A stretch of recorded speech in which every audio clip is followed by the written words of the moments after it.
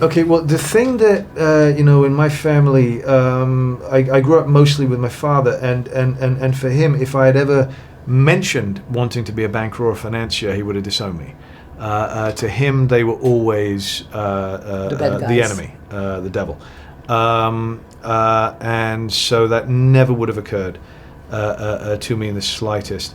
I consider myself incredibly fortunate because I have no business acumen whatsoever. My wife is very good at that. But all I did is I pursued something that I loved doing, and amazingly, it's as you said, landed me in a position where I'm very fortunate, now. But that's it. I had no more strategy than that, at all. I left school at 16. I never paid attention to anything at school anyway. I'm the last person to give any advice about anything financial. I got lucky through the fact that I devoted myself to something that I loved being obsessed with. And the only similarity I can say is that the character that I portrayed, Mike Burry, I would say a similar thing with him, is that he just loves what he does.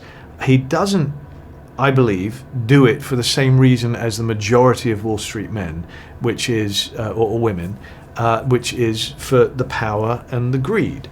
And I met many of these people when I was researching American Psycho, because I was meeting a very different breed of Wall Street trader. Mike loves what he does, has an incredible passion for it, and it happens to earn him and his clients a fortune. But he is, you don't see it in this, but he is, I believe, a very altruistic man. He likes longs, which are, when you're betting for something. When you're betting for something, you want to be productive, you want something to be creative. And in that respect, we are similar. That's where it ends, because he's so brilliant, I can't even begin to compare with the mind that Dr. Mike Burry has on him.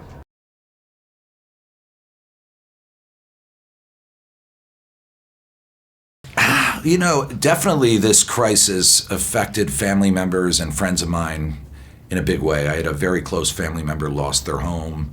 I had several friends who lost their jobs. But most of all, I've just been very interested in what's happened in the world and in the United States with how our government and our institutions are unwinding, how people forget why they exist, and everything's become profit, profit, profit, and what that's doing to our institutions and what it's doing to us as a species on this planet. So it's been an ongoing thing that I've been fascinated by. I've always been interested in politics, global politics. And when I really discovered economics and finance, I saw, that's the key. That's what's really going on behind all of this. I mean, if you really want to say the language of power, it's economics and finance. And then the second part of that was like, why are kids not being taught this? Why do we not have in high school economics classes? We don't have them in the States. Maybe you do in Hungary, but that's ludicrous. I mean, this is the language of power and no one's being taught this language. Don't you think there is a reason for it? Oh, yeah. Yeah, they don't want us to. Yeah, without a doubt. And so I think, when you start looking at all those dynamics, you start seeing something that affected people that were really close to me.